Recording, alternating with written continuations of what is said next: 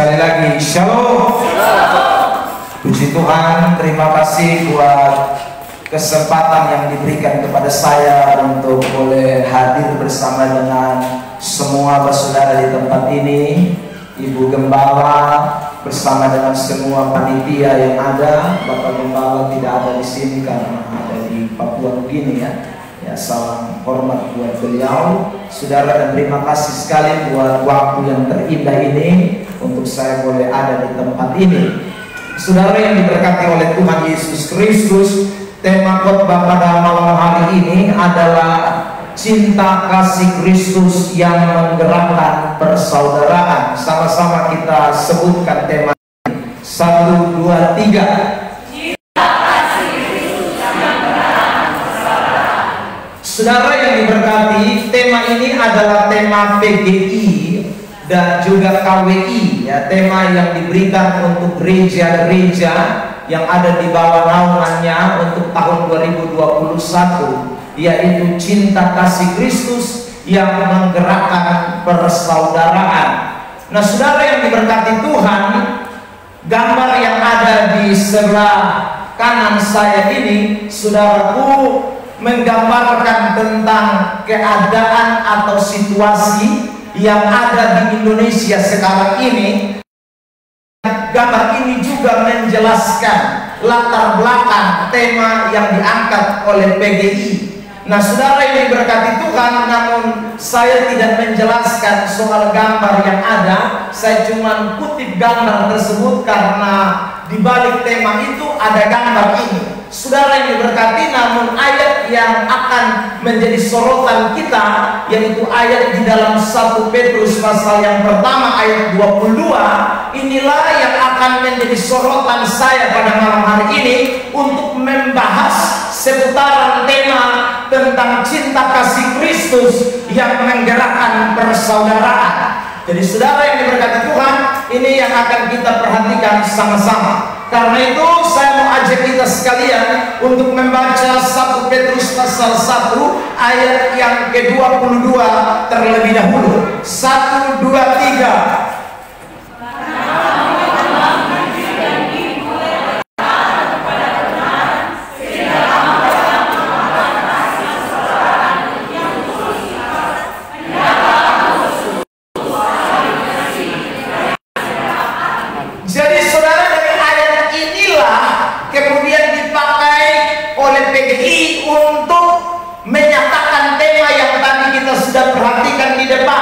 Saudaraku, dan kata yang paling utama tema itu adalah tentu garis bawahi dan saya beri tanda merah, yaitu kasih persaudaraan.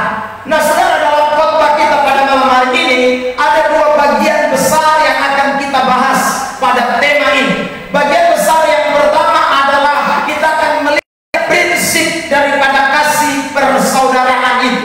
Ini kita akan lihat pada malam hari ini sesuai dengan konteks dari 1 Petrus pasal yang kedua ayat yang ke-13 sampai dengan ayat yang ke-25. Saudara yang diberkati Tuhan, karena ayat yang ke-22 ada pada bagian perikop yang saya sebutkan ini. Maka untuk mengetahui prinsip-prinsip, makna-makna yang terkandung di dalam kasih persaudaraan yang diungkapkan di dalam ayat 22, tidak bisa kita berdiri sendiri di ayat 22. Kita mesti lihat ayat-ayat yang sudah kontekstual dengan bagian ini. Yang kedua yang akan kita perhatikan adalah bagaimana kita bisa memiliki kasih persaudaraan itu. Bagaimana saudara dan saya bisa mewujud nyatakan tema yang diberikan oleh PGI tersebut di dalam realita kehidupan kita setiap hari. Nah, ini dua hal penting yang akan kita bahas pada malam hari ini. Kita mulai satu persatu. Prinsip dalam kasih persaudaraan. Saudara, yang pertama adalah persaudaraan itu ciri khas kekristenan. Sama-sama kita sebut. 1, 2, 3. Kalau Anda belum memiliki kasih persaudaraan dengan baik, Anda belum Kristen. Kalau Anda dan saya mengatakan saya Kristen tetapi tidak mempunyai kasih persaudaraan,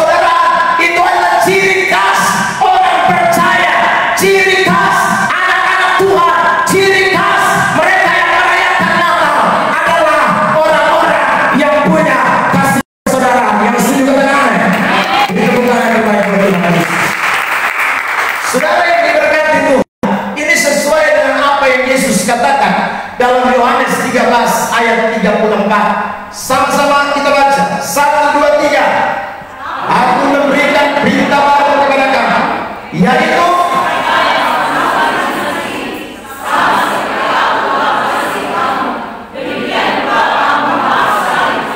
perhatikan, dikatakan harus saling. Itu berarti tidak ada pilihan. Kalau jadi Kristen, saya wajib harus mengasihi orang lain. Amin. Tapi dalam realita ada banyak orang yang rayakan Natal tapi benci orang nomor 1. Saudara yang diberkati Tuhan, iya, sesama Kristen saja baku benci, sesama anak Tuhan katanya, tapi kok tidak mengasihi saudara. Nah, ada banyak orang Kristen ini yang salah pandangan, sehingga kalau damai itu hanya bulan Desember. Setelah bulan Desember bakal lain. Saudara, kalau Desember, betul pidol, aku pegang tangan, makan kue, habis minum Coca-Cola, habis bapak minta maaf, habis itu pulang, saudara, Januari masih baik, karena lagu-lagu Natal kan masih terputar terus di bulan Januari. Nanti kalau Februari, Maret, apalagi masuk April, itu supara, itu dia pun stres mulai naik, saudara, dia pun foya mulai timbul, dan akhirnya kebencian mulai muncul. Orang Kristen seperti ini, dia sebenarnya belum Kristen, karena kalau dia Kristen, maka kasih persaudaraan bukan hanya di bulan Desember, setiap saat, setiap waktu dia punya kasih persaudaraan. Amin. Ini tidak boleh dilupakan. Lihat ayat 35. 1, 2, 3. Dengan demikian semua orang akan tahu bahwa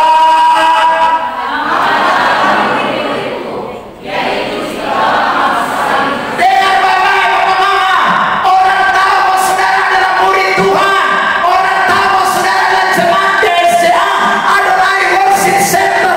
Itu bukan karena tiap minggu lu pikul Alkitab datang gereja, bukan karena lu doa non-stop, bukan karena lu hafal banyak ayat Alkitab, tapi kalau engkau menyatakan kasih persaudaraan di antara sesama. Amin. Ini kita mesti sama-sama mengenal, ini prinsip, saudara. Makanya saya ulang lagi, ini prinsip yang tidak boleh dilupakan. Ya, kalau saudara dan saya kita bilang kita Kristen, kita jemaat GSCA, kita orang percaya, tapi hidupnya tidak ada dalam kasih persaudaraan, lebih menjadi malu Kristen. Saudara yang diberkati Tuhan, karena tidak ada orang yang disebut dengan murid Tuhan, tapi dia tidak saling mengasihi. Orang mesti lihat bahwa kita adalah murid Tuhan. Dilihat dari ciri yang pertama, dia adalah orang yang punya kasih persaudaraan.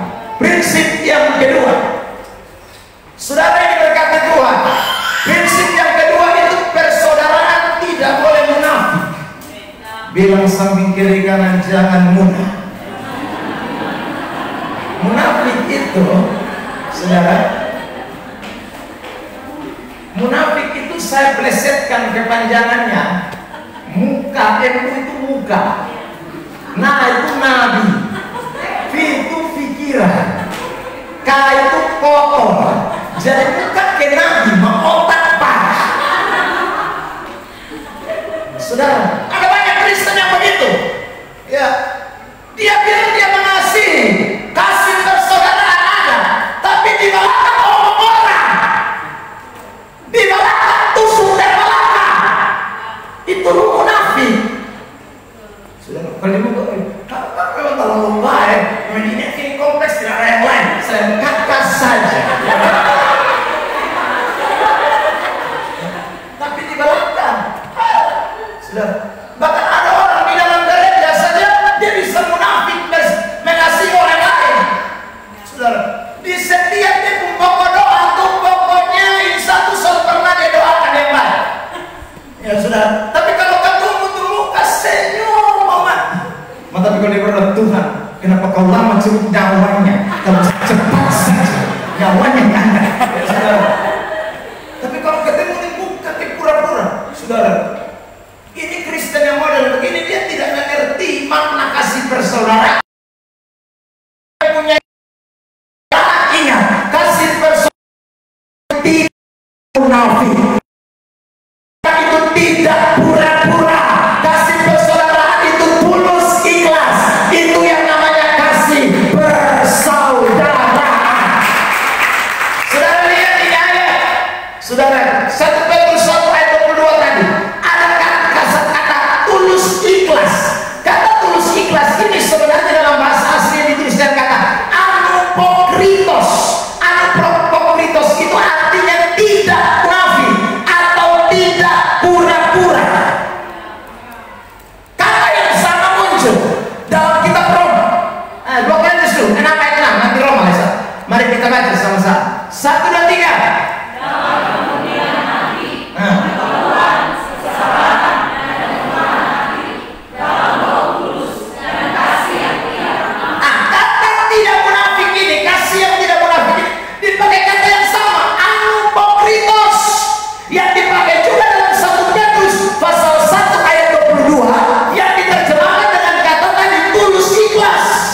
Ini saudara. Jadi kalau mau mengamalkan kasih persaudaraan, prinsipnya mesti tidak boleh munafik. Kalau munafik maka sekali lagi itu bukan kasih persaudaraan, itu kasih pura-pura. Lihat ini ayat ya, saudara yang diberkati Tuhan.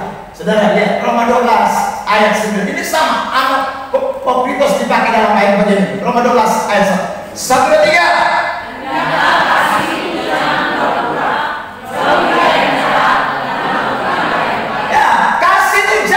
Pura-pura, saudara.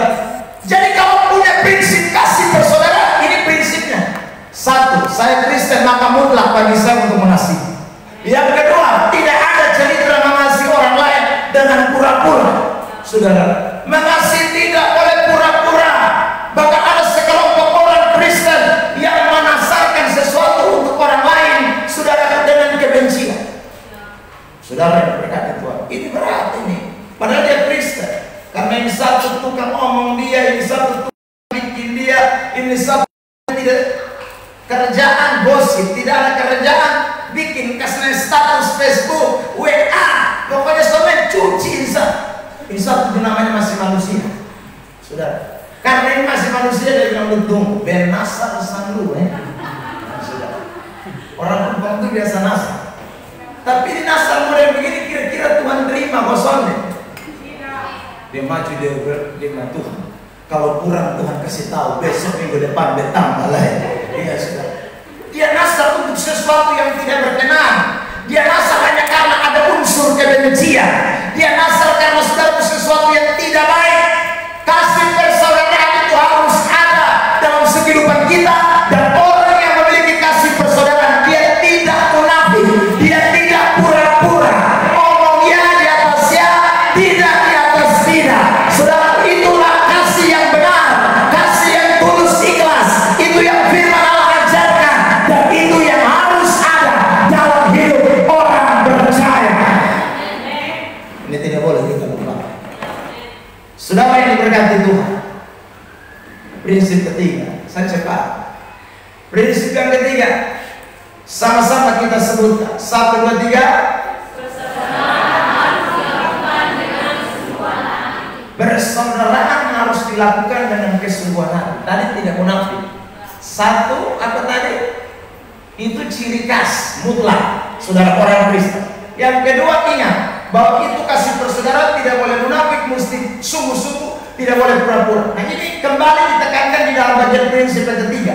Persaudaraan harus dilakukan dengan kesungguhan hati. Kalimat yang kita temukan di dalam 1 Petrus 1 ayat 22. Bersungguh-sungguh saling mengasihi dengan segenap hatimu. Saudara, segenap hati ini yang model karman. Segenap hati dalam bahasa asli itu kata ekmeton. Ekmeton itu artinya dengan sebuah kekuatan yang dikerahkan atau dengan ketekunan. Maksudnya adalah mengasihi itu tidak hanya pada tempo waktu tertentu. Mengasihi itu bukan karena keadaan tertentu. Mengasihi itu di dalam segala waktu.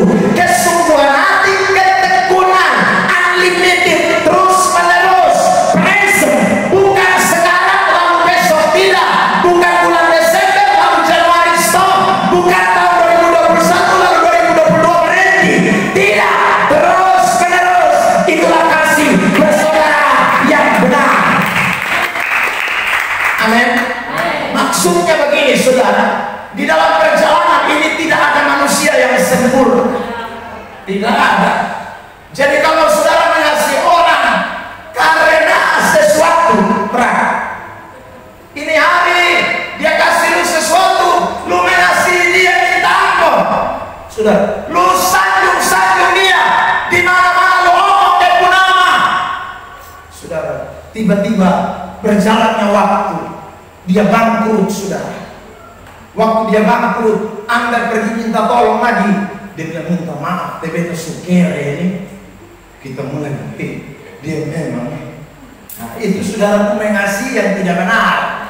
Ada pada waktu tertentu Anda mengasihi, ada pada waktu tertentu Anda tidak mau mengasihi. Kasih yang seperti itu bukan yang diajarkan Alkitab. Kasih yang diajarkan Alkitab adalah ekneton, artinya ketekunan. Segalanya kita kerahkan untuk bisa mengasihi. Ada kalanya perasaan kita bertentangan, tapi firman Allah berkata harus mengasihi. Makanya Alkitab saudara dan saya mengatakan kita bukan hanya mengasihi orang yang mengasihi kita, tapi kita mengasihi orang yang membenci kita, bahkan musuh kita sekalipun kita harus mengasihi. Amin. Amin. Saudara yang diberkati Tuhan. Jadi ingat baik-baik. Jadi kalau ada masalah di dalam gereja, ingat itu namanya manusiawi. Jangan lalu Anda hilang kasih kepada dia. Berarti Anda tidak sungguh-sungguh Kristen. Anda mesti menggerakkan seluruh kekuatanmu untuk tetap bisa mengasihi dia. Anda mesti ekneton, berusaha untuk bisa mengasihi dia. Saudara yang diberkati Tuhan, sebagaimana gambar yang tadi kita perhatikan di awal. Kenapa PGI memunculkan tema kasih Kristus menggerakkan kasih bersaudara? Karena sekali lagi dari gambar itu mencerminkan keadaan yang sekarang dihadapi. Bahwa saudara kita ada dalam sebuah masa pandemi yang berkepanjangan. Di dalam gambar itu kita melihat ada sosok pribadi yang dimana dalam pribadinya ada banyak manusia. Itu mungkin menggambarkan berbagai macam karakter manusia. Saudara yang berkata Tuhan, ada situasi di mana kering di dalam gambar itu. Itu menandakan kondisi yang kita sedang hadapi hari-hari ini. Tetapi kasih persaudaraan tidak boleh luntur. Kalau kita mengasihi dengan kasih yang Tuhan berikan kepada kita, maka kasih persaudaraan itu harus tetap utuh sampai Tuhan Yesus datang kembali yang kedua kali. Amin. Saudara, dari tiga hal ini saya mau tanya, berat ringan? Ya, mengasihi tidak boleh pura-pura. Mengasihi harus segenap kekuatan. Mengasihi harus tidak boleh ada pilihan. Saudara diberkati Tuhan, saya mau tanya sekali, berat atau tidak? Jujur. Berat. Sekali lagi, berat atau tidak? Berat. Saudara yang diberkati, sangat berat.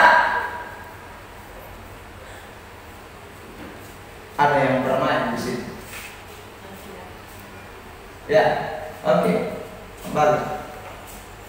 Sekarang kita akan perhatikan, kalau berat, bagaimana kita bisa memiliki kasih model kayak tadi itu?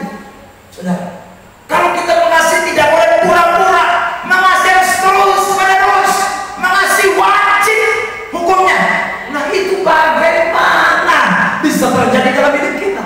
Saudara, tadi di awal saya mengatakan kepada kita bahwa ketika Alkitab bicara secara gamblang, Alkitab bicara secara terbuka, bukan hanya ayat 22 saja dia menekankan tentang prinsip-prinsip kasih, tetapi Petrus kemudian membahas seputaran bagaimana kita bisa mengasihi, bagaimana kita bisa menjadi orang Kristen yang mewujudkan kasih persaudaraan itu. Itu terlihat jelas saudara dalam pembahasan ini. Mari kita akan memperhatikan kuncinya ini. 1, 2, 3 kita sama-sama sebut. Sekali lagi. Bilang sampai kiri kanan, kalau lama memang berat. Berat. Kalau lama memang berat. Karena Paulus Petrus tahu. Saudara, waktu surat Petrus jemaat sedang menghadapi situasi di bawah pemerintahan kekaisaran Romawi,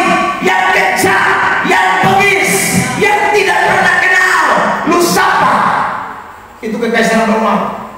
Saudara, manusia dong ikan dong bakar, dong bikin model kayak apa lampu di pinggir jalan. Jadi dong oles jender itu Kaisar Nero, dia panjang sepanjang jalan kalau dia bakar manusia. Jadi ini saudara berkati Tuhan tantangan bagi orang-orang Kristen yang ada pada waktu itu. Tapi tiba-tiba Petrus tulis surat kasih tahu sama mereka, weh lu mesti mengasihi, kasih persaudaraan harus ada di tengah-tengah situasi yang modelnya kayak begitu. Saudara yang diberkati, ini bukan mainan, ini berat. Tetapi Petrus mengatakan ini kuncinya.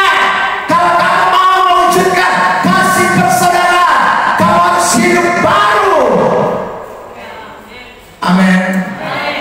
Saudara yang diberkati, hidup baru itu adalah hidup dalam firman. Sama-sama sebut 1, 2, 3. Hidup dalam firman. Sekali lagi, hidup dalam firman. Jadi kita semua hari ini pakai baju baru, tapi jangan lupa hidup harus baru.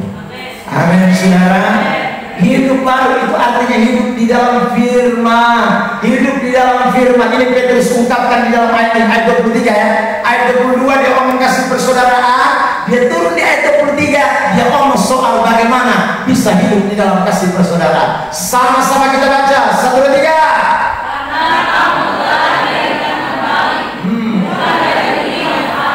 Ya.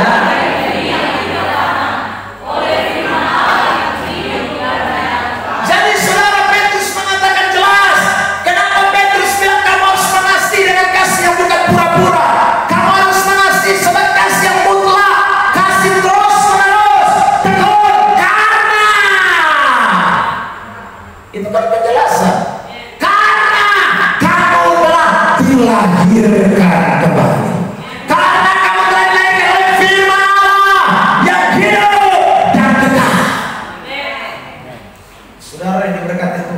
Jadi ini penting. Prinsip hidup saudara dan saya akan memiliki yang namanya kasih persaudaraan seperti Alkitab katakan. Kalau kita mulai hidup baru, hidup dalam firman, hidup di dalam kebenaran, itu menjadi ciri khas yang penting sekali buat kehidupan kita. Perhatikan ayat lanjutan sampai ayat 25, ayat 24. Sebab semua yang hidup adalah seperti rumput dan segala kemuliaannya seperti bunga rumput menjadi kering dan bunga gugur. Saudara ingat, Petrus sudah mengatakan ini, saudara, artinya segala sesuatu di dunia ini tidak ada yang kekal. Ingat baik-baik, tidak ada yang kekal segala sesuatu dalam dunia ini. Jadi kalau kita mau mengasihi saudara kita, kita tidak bisa pakai hal-hal yang ada di dunia, karena semua yang di dunia ini akan lenyap. Perhatikan ayat yang 25. Tetapi saudara, amin. Bilang samping kiri kanan, corona kadang naik kadang turun.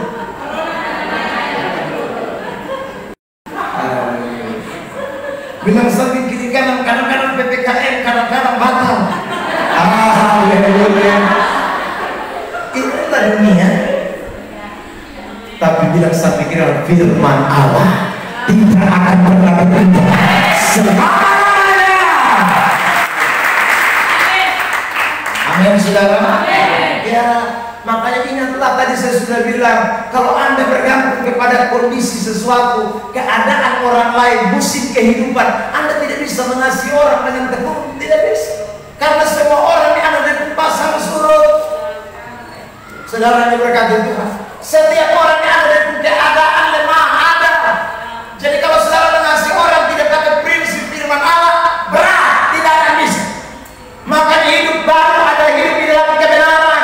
Hidup baru itu bukan hidup masuk gereja. Hidup baru itu bukan hidup melayani. Hidup baru itu adalah hidup di dalam kebenaran. Itu firman Allah. Saudara yang diberkati oleh Tuhan Yesus Kristus. Nah, sekarang saya mau jabarkan ya. Seperti apakah hidup dalam firman yang bisa melahirkan kasih persaudaraan? Saya tidak mau bahas keluar dari konteks. Saya tetap perhatikan konteks 1 Petrus pasal 1. Saudara yang diberkati oleh Tuhan, yang pertama adalah hidup dalam kasih karunia Kristus. Sama-sama katakan. Saudara tiga. Hidup dalam kasih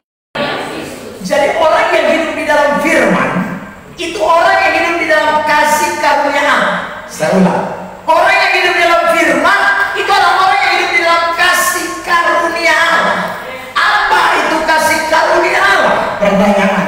Kasih karunia Allah itu pemberian yang diberikan kepada saudara saya dengan cuma-cuma. Kasih karunia Allah itu berarti tidak ada karena usaha kita, bukan karena kebaikan kita, bukan karena andil kita, tetapi sesuatu yang diberikan Allah cuma-cuma. Itu namanya kasih karunia. Amin, saudara. Nah, orang yang hidup di dalam firman, orang yang hidup dalam kasih karunia, Petrus mengatakan di dalam ayat 13, perhatikan 1 Petrus 1 ayat 13, sama-sama kita baca 1, 2, 3. Sebab itu siapkanlah akal budimu, waspadalah dan letakkanlah pengharapanmu seluruhnya atas kasih karunia yang dianugerahkan kepadamu pada waktu penyataan Yesus Kristus. Saudara yang diberkati Tuhan, siapkan akal budimu, waspadalah dan letakkan pengharapanmu seluruhnya. Artinya bahwa seluruh eksistensi kehidupan kita, seluruh pergerakan hidup kita di dalam Tuhan, di dalam kekristenan sebagai orang percaya, itu mesti diletakkan kepada kasih karunia Allah yang dianugerahkan kepada kita. Tidak boleh tidak. Kata waspada, siapkanlah waspada, itu dalam terjemahan bahasa asli, saudara diberkati, seperti sesuatu yang dikenakan untuk mengencangkan. Nah, orang Israel itu, orang Ibrani itu punya pakaian itu longgar-longgar, saudara.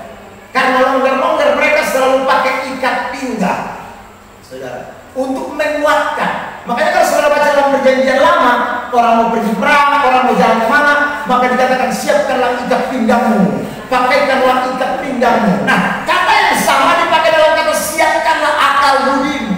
Jadi saudara, kalau orang Kristen tidak melukiskan di dalam pikirannya, di dalam akal budinya soal kasih karunia Allah, dia tidak bisa menjadi Kristen yang berjalan. Itu longgar semua, hidupmu jadi longgar semua, hidupmu tidak bisa jalan dengan baik tanpa yang namanya kasih karunia Allah.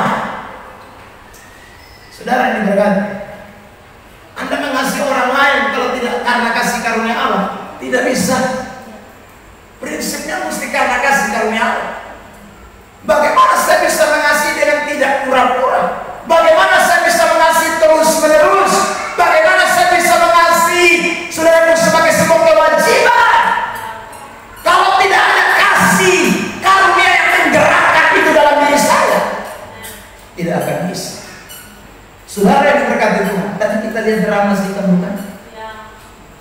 Orang bisa berubah tamak menjadi baik.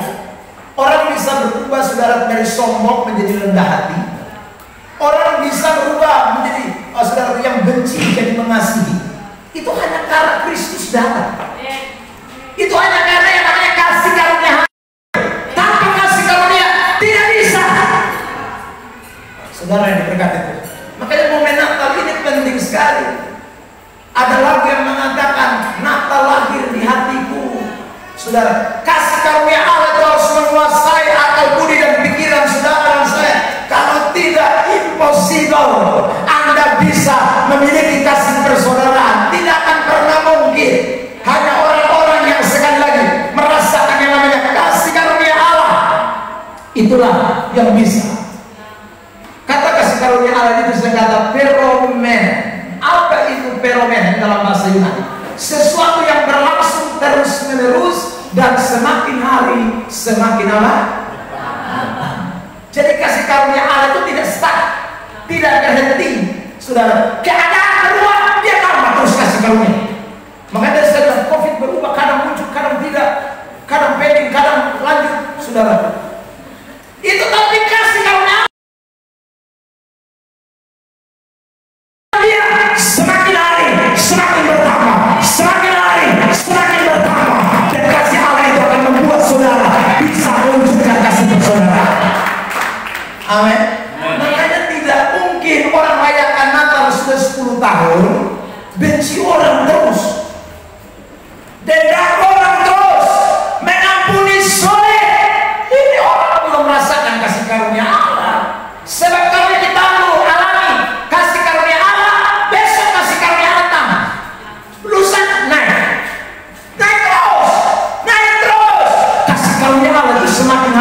semakin bertambah. Adalah yang kita suka nyanyikan, semakin hari semakin bertambah apa? Besar anugerahmu. Menyanyi ini lagu habis, pulang benci orang pulang. Hai, berarti kasih karunia tidak bertambah dalam hidupmu. Saudara, yang bertambah kebencian, yang bertambah amarah. Saya pernah ketemu orang bilang begini, Bapak dengar baik, beta omong, Bapak, dan 7 turunan beta akan kenal dia. 7 turunan. Saudara, saya bilang begini, boro-boro 7 turunan Pak, 2 turunan musuh berangkat. Sombong sekali bilang 7 turunan. Belum tentu 2 turunan pun Anda Tuhan sudah panggil pula.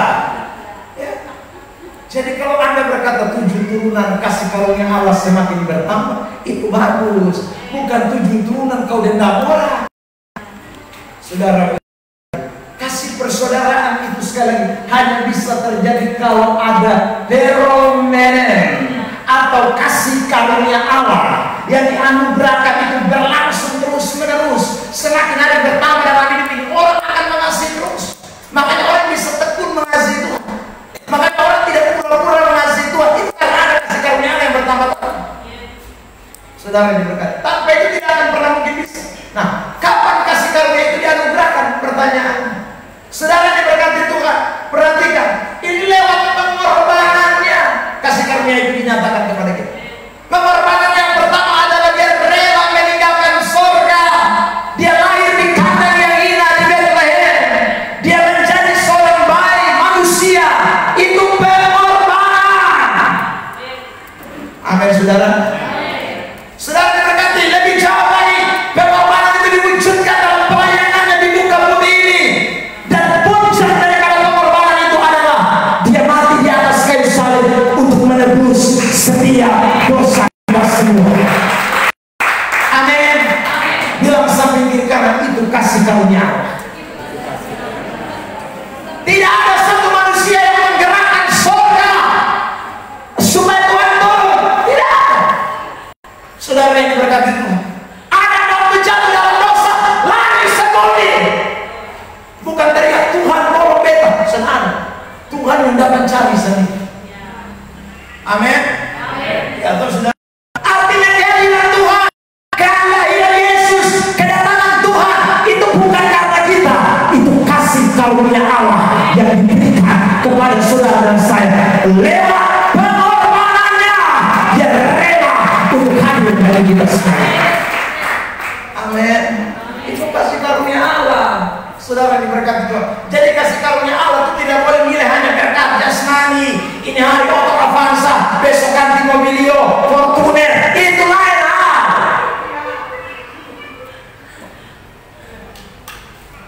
Saudara yang diberkati. Jadi ingat, kasih karunia Allah itu bicara tentang pengorbanan Tuhan. Ini sudah terjadi dalam potong hidup atau belum? Saudara, kalau ini pengorbanan belum terjadi dalam hidup kita, maka tidak mungkin Anda bisa mengasihi orang lain. Tidak akan pernah bisa. Sampai mati tidak akan bisa. Karena yang menggerakkan Anda dan saya adalah kasih karunia. Makanya Petrus mengungkapkan sebelum ayat 22, dia omong dulu tentang pengorbanan Tuhan. 1 Petrus 1:18-19. Sama-sama kita baca. 1, 2, 3.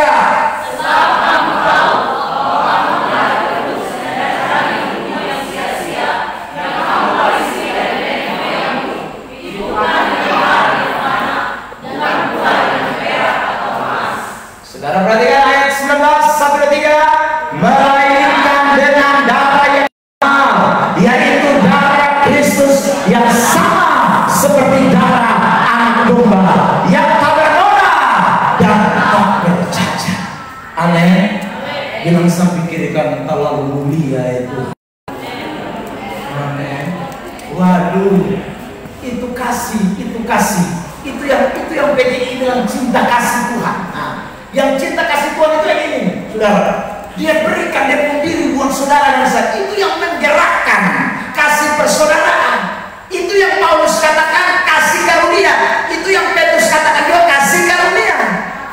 Saudara yang diberkati Tuhan. Jadi kasih karunia ini yang menggerakkan kita untuk bisa memiliki kasih persaudaraan. Kalau tanpa ini tidak mungkin.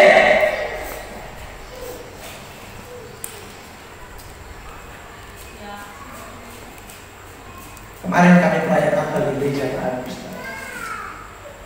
Sebelum perayaan Natal kita biasa membayar spiritual. Waktu kita sedang di dalam gereja, lalu saudara ada jemaat bilang begini, Bang, kayaknya kita kipas kurang, AC mesti tambah, Bang. Saudara, saya tidak jawab. Lalu jemaat satu ngomong, lu sudah ingat bagian bukan ada ngomong, Bapak Gembala ada ngomong Tuhan. Saya bingung, apa? Kan Bapak bilang jangan beli Bapak, ya, jangan usul, beli. Kalau lu bilang AC kurang, beli tambah satu. Kalau lu bilang kipas angin kurang, beli tambah. Bukan lu hanya usul, Bapak kurang, Bapak kurang. Itu saudara. Tetapi persoalannya bagaimana kita bisa melakukan ini kalau kita tidak melihat kasih karunia Allah di dalam diri kita. Saudara, ini tidak akan pernah mungkin. Jadi orang Kristen yang KTE itu belum merasakan kasih karunia Allah. Orang Kristen yang pamongkol di gereja itu belum merasakan kasih karunia Allah. Orang Kristen yang sekarang tidak mau mengasihi orang lain belum merasakan kasih karunia Allah. Karena sebab kasih karunia itu penggerak segala sesuatu. Orang kalau sudah merasakan pengorbanan Yesus, apapun dia tidak akan hitung-hitung untuk melakukannya bagi kerajaan Allah. Amin. Ya, tapi kalau soalnya lu marah, lu dong masa dia pakai dong traktor Mercedes. Dong Avanza. Soalnya naik. Saudara yang berkata itu susah mati. Betul boleh ngomong kiri kanan, lu mau ketemu dia di mana bilang, ayo Bapak rajin gereja. Ya tetap akan pemalas sampai merasakan kasih karunia Allah. Susah. Saudara, orang harus merasakan kasih karunia Allah dulu. Ya. Kalau dia rasa pengorbanan Yesus ini ngeri, saudara. Alkitab bilang ini bukan dengan barang yang fana tadi. Saudara, bukan dengan emas atau perak. Nah, ini kalimat. Bukan dengan perak atau melainkan dengan darah yang mahal, darah Kristus. Saudara yang berkata ini kalau kita maknai dalam hidup kita ini, rasanya apa yang kita bisa buat bagi Tuhan Allah? Saudara, perintah bilang mengasihi orang, kita lalu lambat. Kok darah Tuhan yang menjadi dasarnya, kasih karunia Allah yang menjadi dasarnya. Jadi bukan karena kita, bukan karena dia. Saudara, ayat 20 perhatikan. 1, 2, 3. Ia telah dipilih sebelum dunia dijadikan, tetapi karena kamu baru menyatakan dirinya pada zaman akhir. Bilang sampai kiri kanan, jangan kanan dulu. Nah, itu baru Tuhan menyatakan diri. Penting amat ini saudara. Tapi Anda saya kadang-kadang selalu peduli dengan kasih karunia Allah. Padahal kita bilang dia sudah dipilih sebelum dunia dijadikan, tetapi karena kita dia baru menyatakan diri pada zaman. Saudara diberkati ayat 21. Sama-sama. Oleh dialah kamu percaya kepada Allah yang telah membangkitkan dia dari antara orang mati, yang telah memuliakannya, sehingga imanmu dan pengharapan tertuju kepada. Saudara, oleh dia kita percaya kepada Allah. Tanpa dia kita tidak bisa membangkitkan Yesus dari antara orang mati, telah memuliakannya sehingga iman kita itu berpengharapan dan tertuju kepada Allah. Makanya karunia Allah itu luar biasa dalam hidup kita. Makanya saudara ingatlah baik-baik, ingat bahwa hidup saya ini adalah karena kasih karunia. Amin. Kalau ada kasih karunia, maka tidak berat menjadi orang yang bisa mengasihi orang lain.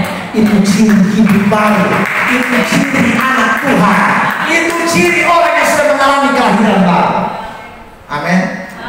Jadi jangan bilang lahir baptis. Ada banyak orang sudah baptis habis kolera. Saudara, Lalu ada yang bilang, Bapak mungkin waktu itu hari tenggelam itu belum sepenuhnya tenggelam.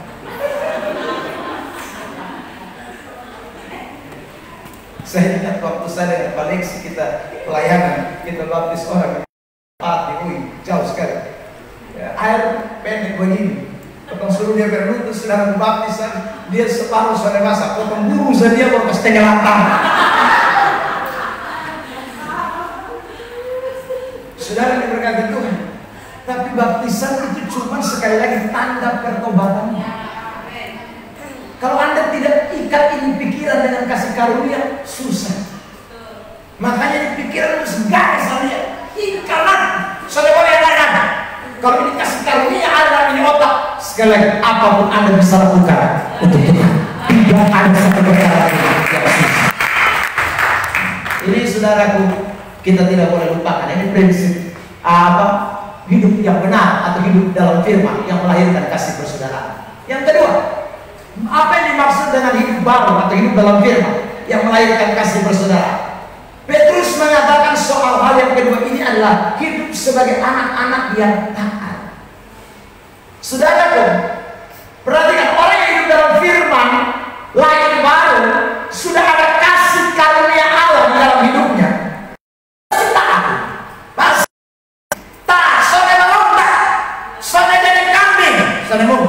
Dia domba lah. Ya, apalagi domba berbulu serigala itu tidak benar. Saudara. Ya. Jadi orang yang kalau selalu hidup dalam kasih karunia Allah, dia pasti taat. Dia tidak mungkin tidak taat. Perhatikan 1 Petrus 1 ayat 14. Sama-sama kita baca. 1, 2, 3.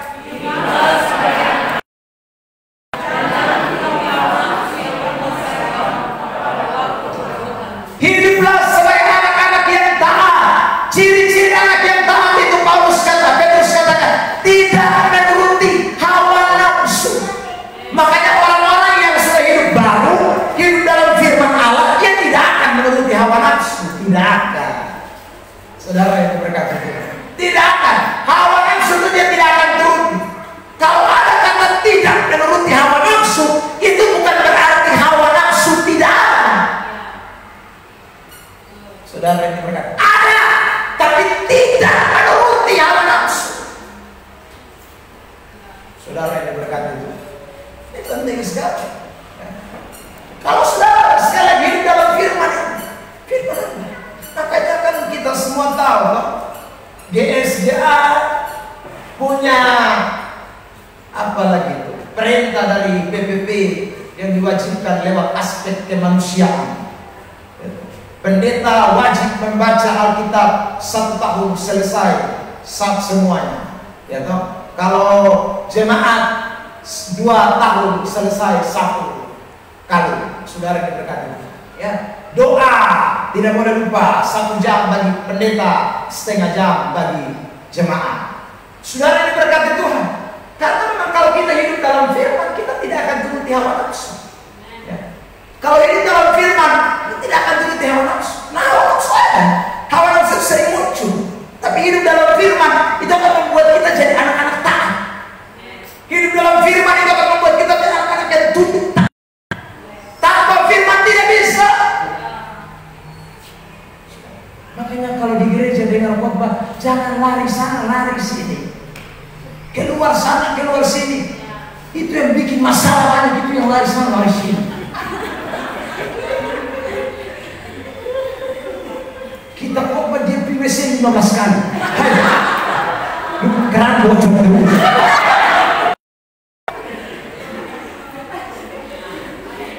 Makanya hidup sudah tahu. Sudah. Ya.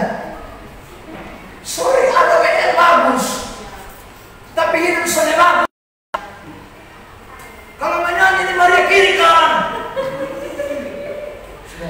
Tapi di luar sana dia pun suara Tuhan minta. Sekarang orang kiri kanan bahkan lain minta ampun soto diri. Saudara, ini karena tidak ada firman. Ada yang main musik terlalu gagal. Melodi bukan lagi di mulut, malah aku ini melodi.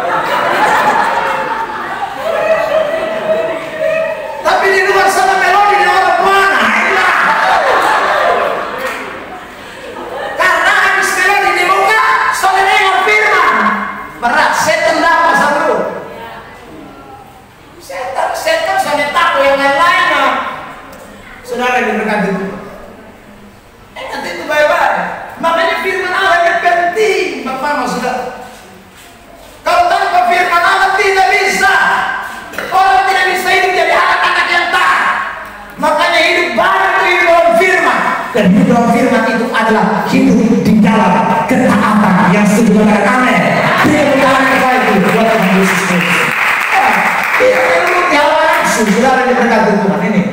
Lihat, tidak menuruti hawa nafsu. Jangan turuti hawa nafsu.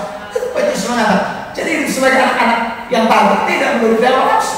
Yang kedua, hidup kudus. Sudah. Apa itu kudus? Kudus itu artinya ada 3. Perhatikan ayat 15 sampai 16. Nanti saudara lihat ayat. Misalnya dikatakan, tetapi hendaklah kamu menjadi kudus dalam seluruh hidupmu sama seperti Dia yang kudus, yang telah memanggil kamu seperti tertulis, kuduslah kamu sebab aku kudus. Arti kudus dalam bahasa asli hagios itu ada 2 arti. Arti yang pertama berbeda dan terpisah dengan. Jadi berbeda, terpisah dengan. Jadi kalau kita bilang kita taat itu berarti kudus, itu berarti kita beda. Revo Sapena.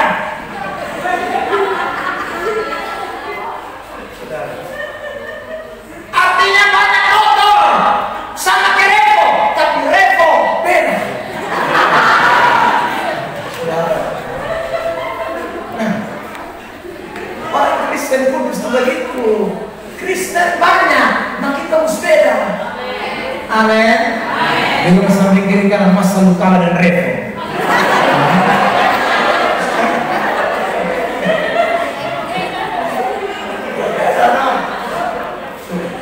Jadi kalau Anda tidak beda, Revo jadi Anda jadi Revo. Karena Revo harus beda. Berbeda dong. Saudara diberkati Tuhan. Lihat ini Roma 12 ayat 2. Sama-sama kita baca kalimat yang saya garis bawahi saja dengan tanda merah. 1, 2, 3. Jangan menjadi serupa dengan dunia. Saudara, Yesus berkata, aku tidak mengambil kamu dari dunia. Dia tidak ambil kita dari dunia, tapi Dia tempatkan kita di dunia supaya tidak serupa dengan dunia. Bukan Dia tempatkan saudara di dunia supaya sama dengan dunia. Tidak. Kita kudus, kita beda, kita terpisah, kita tidak boleh sama. Amin. Karena itu kalau orang dunia tato, lu jadi mau tato, bukan.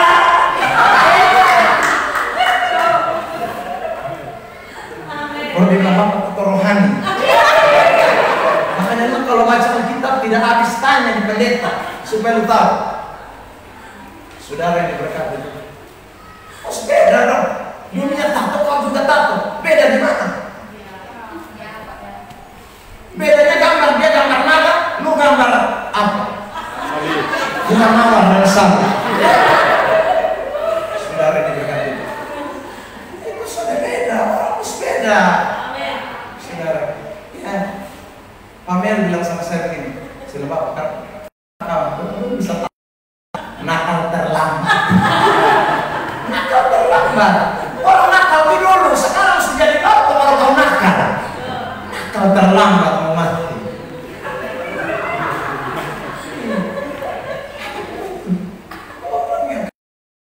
Itu saudara yang diberkati itu.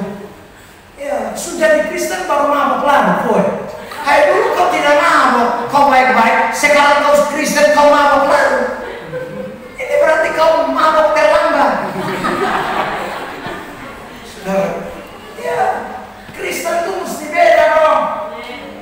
Saudara, kalau di luar sana nyanyi pakai baju singlet, celana rok umpan segala macam, lu jangan gila kayak dia juga. Karena dia gila, dia baru gila, kita sudah gila lama. Belum jadi baik.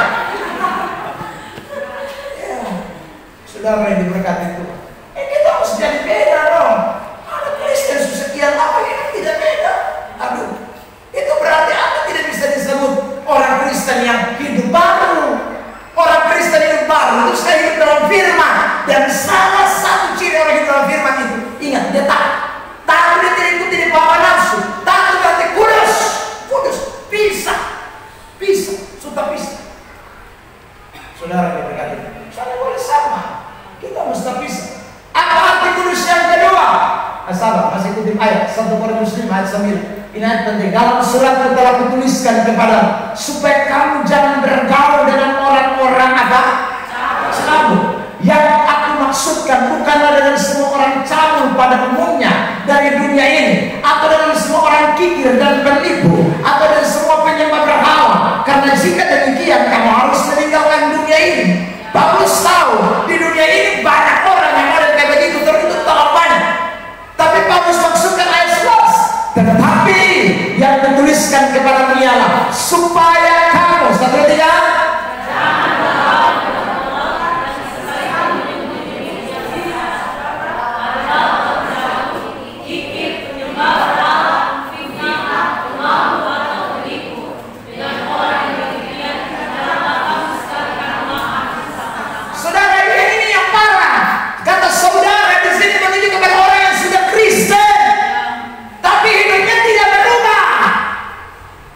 makanya Paulus berkata di bagian selanjutnya, pergaulan yang buruk merusak kebiasaan yang baik. Makanya hari ini saudara ingatlah baik-baik, kita beda. Orang Kristen mesti beda. Sekalipun waktu Anda beda, mungkin Anda akan dianggap orang sok suci, dianggap orang sok rohani, tapi itu urusan belakang. Ini urusan kebenaran dan firman Allah. Saudara, saya hidup sebagai orang-orang yang telah dibaharui oleh Tuhan, hidup dalam kebenaran, dan kebenaran itu berarti saya mesti tahu. Saudara yang diberkati Tuhan, arti kudus yang kedua adalah diperuntukkan bagi Allah. Ingat, dipisahkan sudah betul, tapi untuk siapa? Itu pertanyaan. Jadi kita dikuduskan, kita diperuntukkan untuk Tuhan. Kenapa saya tidak boleh cabul? Kenapa saya tidak boleh sama kayak orang dunia? Kenapa saya harus mengasihi orang lain? Karena saya dikuduskan, itu artinya hidup saya diperuntukkan untuk Tuhan. Amin. Saudara lihat ini ya. Jadi karena itu Alkitab berkata begini, saudaraku, 1, 2, 3. Tetapi kamulah bangsa yang terpilih, imamat yang raja, bangsa yang kudus, apa? Umat kepunyaan Allah sendiri. Tidak ada yang lain lagi yang punya. Karena saudara sudah terpisah, sudah dipisahkan, hagios, sudah sendiri. Karena sudah sendiri untuk Tuhan. Makanya kalau Tuhan minta Anda dan saya, kita tidak bisa tolak. Tuhan minta saudara dan saya, Tuhan mau pakai kita, Tuhan mau jadikan kita alatnya, kita tidak bisa tolak. Karena memang kita sudah milik kepunyaan Allah.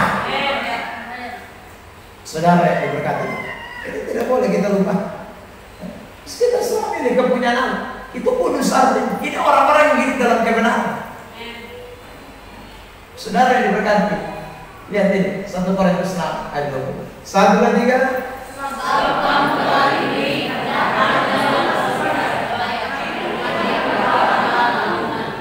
Lunas dibayar, bukan kredit. Ya, kredit saya ketemu cap, ketemu barang itu ketemu punya.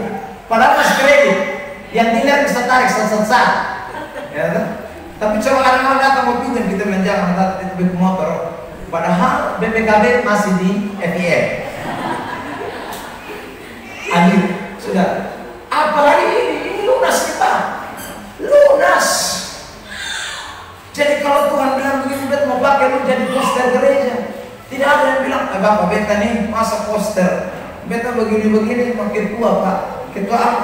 Ketua RT, ya ketua RT di lingkungan di gereja poster saja di masalah. Saudara, poster di gereja itu lebih terhormat dari pembantu rumah tangganya Presiden Jokowi. Saya ulang, Anda lap-lap kursi di gereja itu lebih terhormat dibanding Anda lap-lap kursi di pesta. Terima tamu di gereja lebih terhormat dibandingkan Anda terima tamu pejabat-pejabat. Karena Anda sedang dipakai oleh raja di atas segala raja. Anda dipakai oleh pemilik alam semesta. Dia yang punya segala-galanya. Dia yang kasih kepercayaan itu kepada Anda. Amin. Jadi kalau orang tanya Anda, kamu pelayanan di gereja apa? Kosmet, mustangga.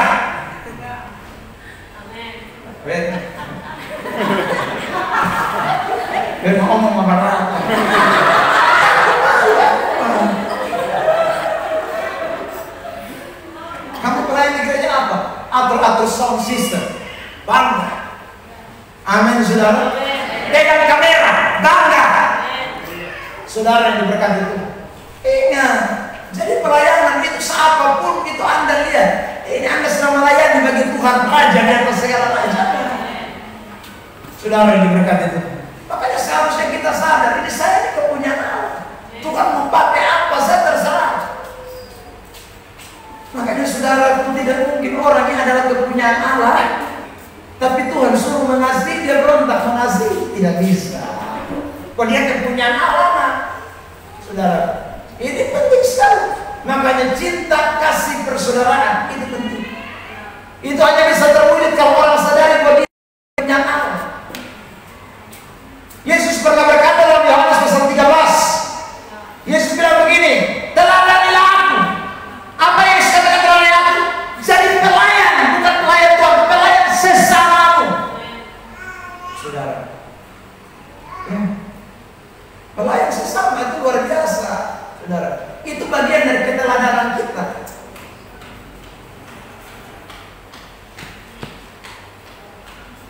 Ada orang masuk WC minta maaf, tidak siram. Anda masuk dari belakang, Anda siram. Anda sedang melakukan yang namanya kasih persaudaraan. Amin. Bukan siram sampai botol-botol, kurang ajar.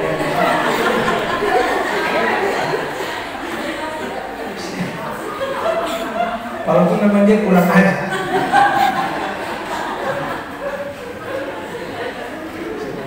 Ya, karena Tuhan memang mengajar kita untuk melayani orang lain. Bukan hanya melayani Tuhan Allah. Waktu Anda melayani orang lain, Anda sedang melayani. Matius 25 itu kan? Saudara, kambing dan domba dipisahkan. Waktu itu kan Tuhan bilang, yang kambing itu karena tidak melayani sesamanya. Saudara, sementara domba itu melayani sesama. Jadi saudara diberkati, ini penting kita ingat, saya punya Tuhan. Jadi Tuhan mau pakai apa saya pakai, saudara. Ini saya pilih. Itu namanya orang-orang yang dikuduskan Tuhan.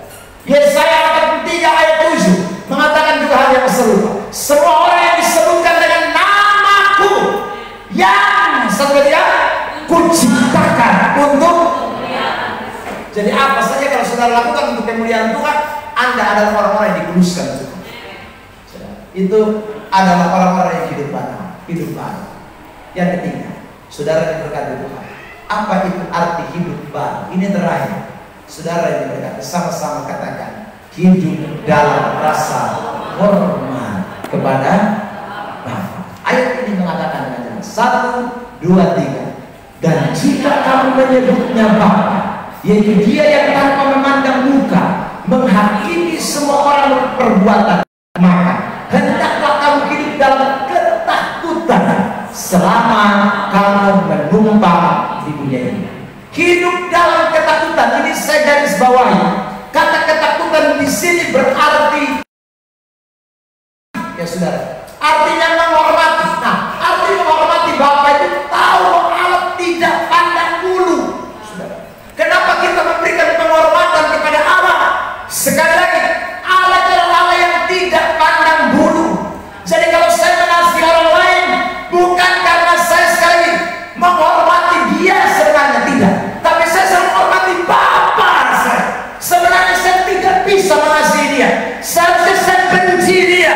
Seharusnya saya marah dia. Seharusnya saya balas dendam dia. Tapi karena saya menghormati Bapa, maka saya mengasihi dia. Karena saya tahu Allah saya, Bapa saya itu tidak pandang bulu. Dia memang Allah yang mengasihi, tapi dia Allah yang sekali-kali tidak pernah membiarkan dosa. Dia murka terhadap kejahatan. Makanya saudara yang berkata, kita harus lihat Allah itu dari dua sisi. Kalau tidak, kita tidak hormati Bapa. Kalau kita hanya lihat Allah itu baik, mengasihi saja, kita lupakan sisi yang satu, saudara, kita tidak akan menghormati dia. Karena kita pikir bikin salah, ampuni. Bikin salah, ampuni. Bikin dosa, selesai. Saudara diberkati, kita akan main-main terus. Tapi coba saudara perhatikan ayat ini.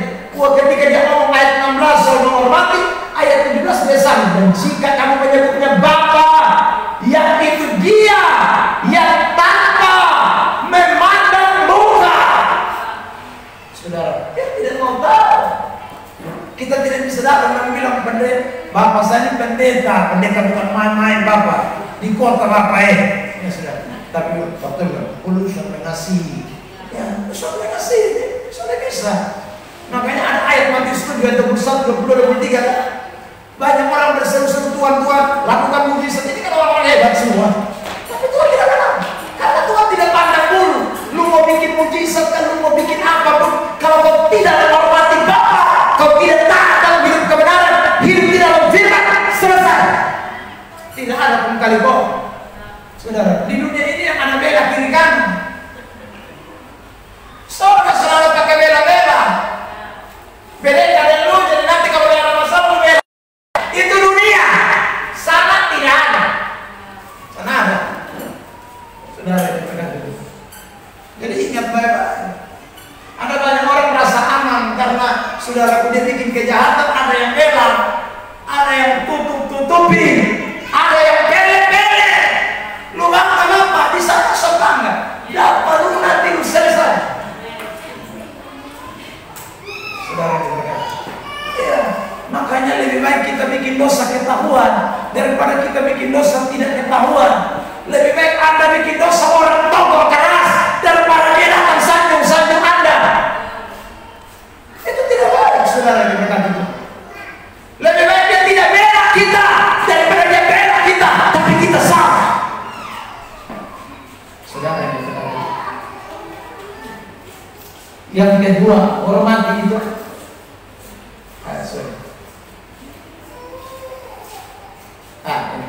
Yang kedua, hormati itu berarti hidup di dunia ini kita tahu hanya sementara.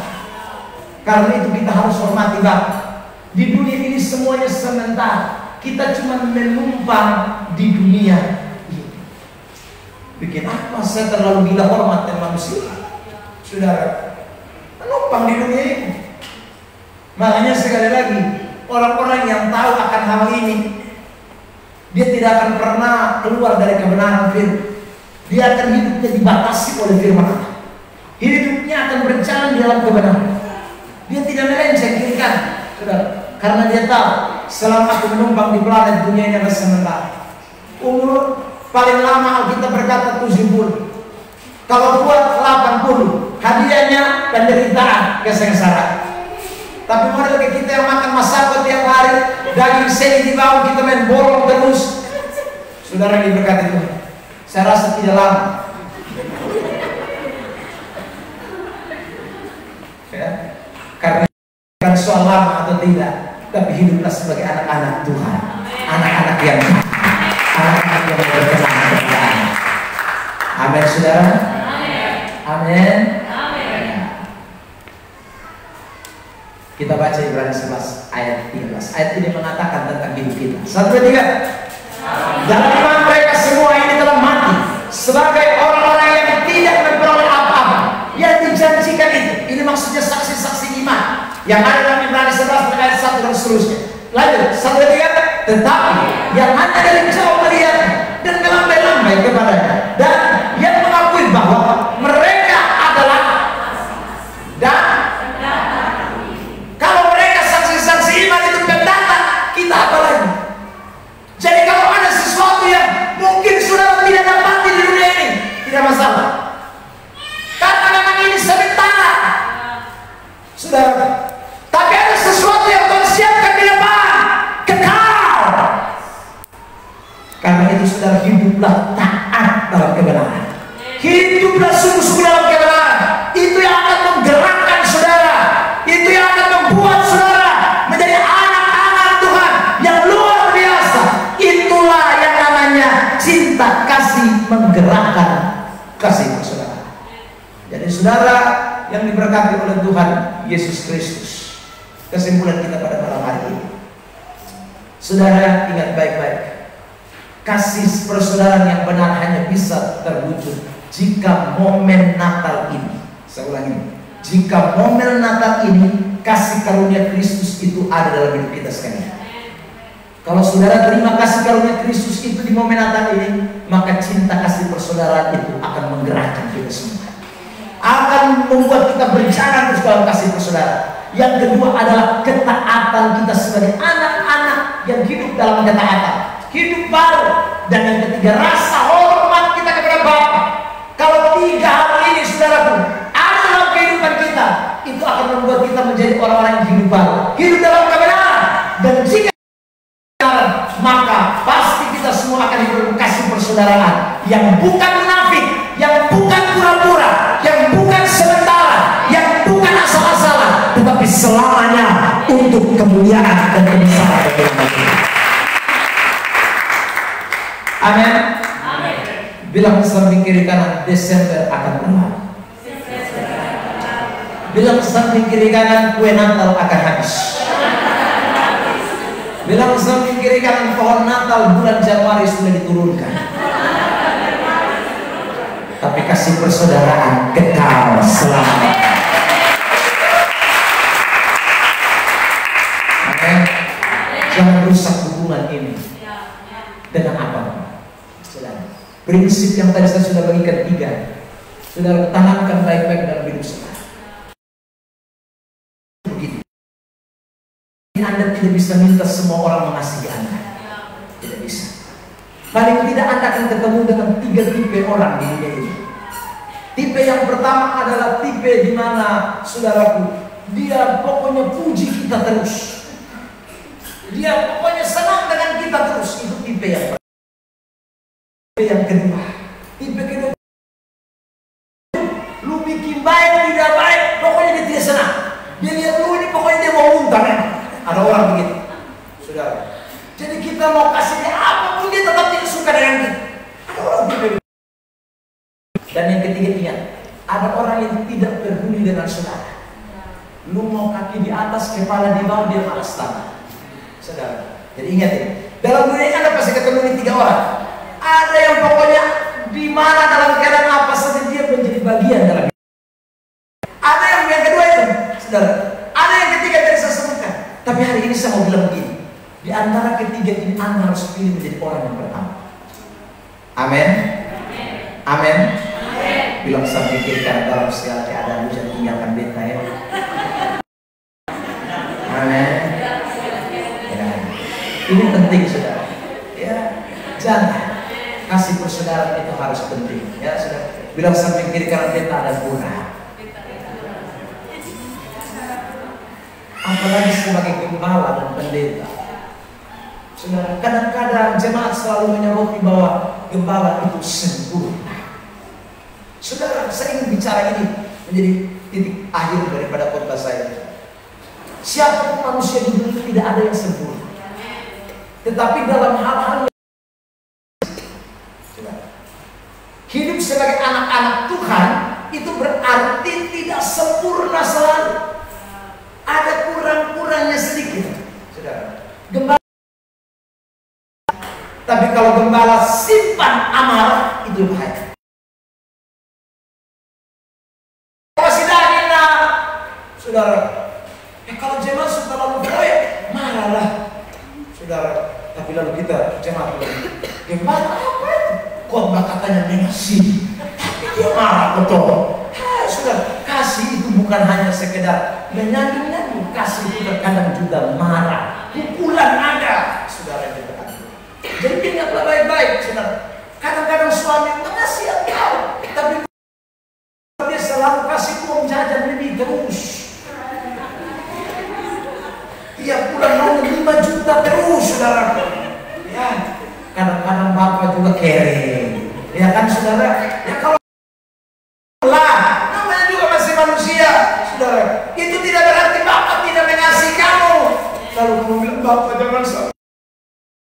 Kok uang mulai berkurang? Tidak, dia tetap mengasihi kau. Tapi ada hal tertentu terjadi. Karena itu ingatlah baik-baik, saudara. Tidak selalu kasih itu kita nilai dalam hal-hal yang hanya menyenangkan. Ingat, kita harus bisa menerima orang lain dalam segala keadaan. Itulah kasih persaudaraan yang sesungguhnya.